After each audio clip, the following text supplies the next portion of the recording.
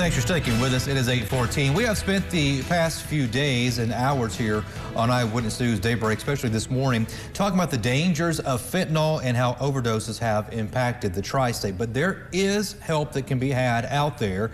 Megan Phillips here with River Valley Behavioral Health joins us now with information about those that are struggling. So we've talked about the epidemic that's here, how to get educated, but now let's focus on how to stop it. Correct. Those that may be addicted or family members that know someone that is, where do they go from here?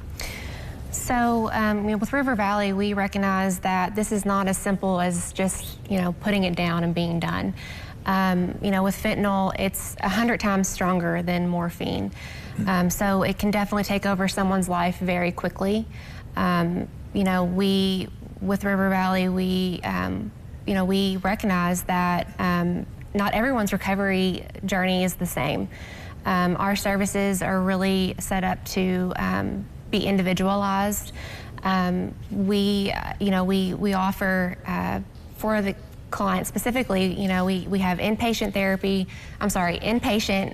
intensive services, intensive outpatient therapy. We have residential for clients that need to maybe spend 28 days for possibly detoxing. We have MAT, medication-assisted treatment services. We also have primary care services. And in order to get a hold of somebody through River Valley to get this set up, they simply go through our point of entry. It's 270-689-6879. And that's the number to call, and you'll be met with somebody who will do an assessment and kind of determine where you're at in your recovery and where to go from there. So before I did this career here, I was in pharmacy here for about 14 years. I saw patients addicted to Lortab. I saw patients addicted to OxyContin and Percocets and things of that nature. And we had fentanyl in the pharmacy by lozenge or patch or whatever, but that was for cases of that's it. This person, unfortunately, may be passing away, cancer. Talk about just how dangerous fentanyl really is compared to other drugs that are out there. Again, it's 100 times stronger than morphine, and just a small amount, only 2 milligrams, is enough to be considered lethal. And what that essentially looks like is if you were to look at the tip of the lead on a pencil, that's the amount of fentanyl that it would take to potentially cause an overdose. That's just, you can touch it and not even know you're touching it. Correct. With how small it is. With pharmaceuticals, there are labs that put this stuff together. That is not the case. This is a drug that people are putting together. They don't know what they're doing with it and how much is even in there. Right. These are not trained professionals putting these these drugs together.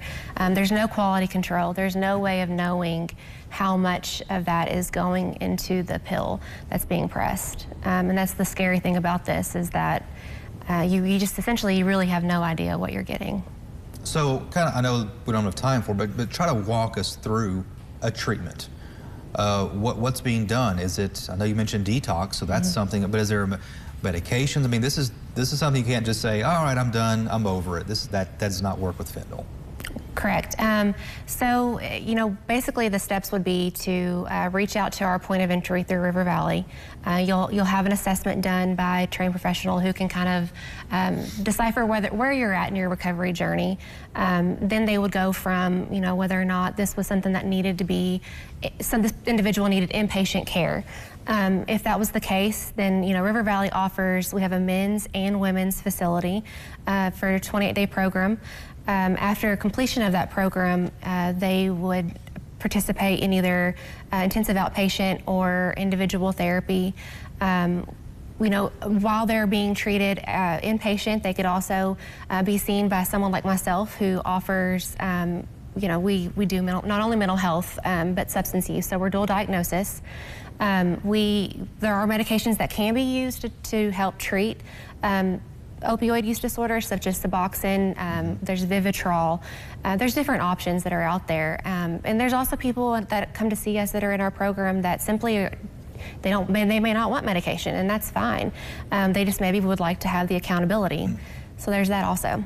Wow. So quite the epidemic going on in our community. So Megan, thanks for your time today, hanging out with us these past few hours to really talk about fentanyl and just how much of a grip it has on our community. And speaking of the word grip there, we do invite you tonight to watch our 1-hour special called The Next Generation, Breaking Fentanyl's Grip, which of course is what many are trying to do. It airs tonight right here on the CW7 from 8 until 9 p.m. But if you miss it, we also air it again coming up on Wednesday, March the 26th, over on ABC 25 from 9 until 10 p.m.